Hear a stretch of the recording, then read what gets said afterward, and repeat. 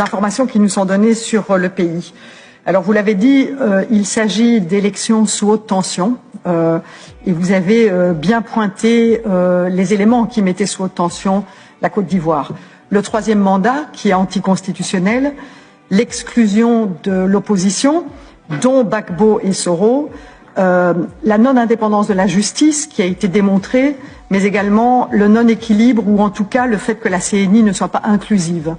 Tous ces éléments sont de nature à mettre vraiment en difficulté tout le processus électoral qui doit avoir lieu. En plus de ça, la Côte d'Ivoire, bien qu'ayant fait pas mal de progrès en matière de développement économique, reste un pays dans lequel la question des droits de l'homme est particulièrement inquiétante, avec des arrestations arbitraires, des limitations de la liberté d'expression, et le Covid n'a fait que renforcer effectivement cette situation.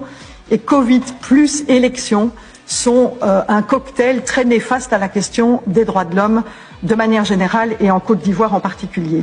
Vous l'avez dit, il n'y aura pas d'observation électorale européenne.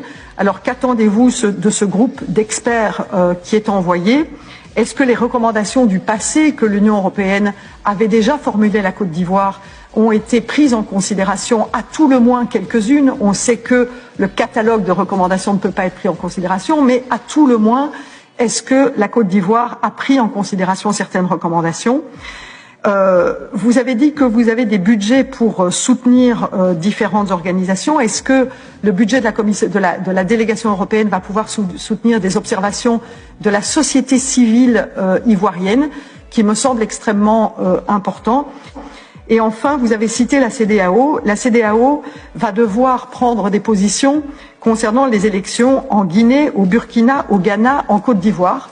Donc 4 pays très difficiles aujourd'hui.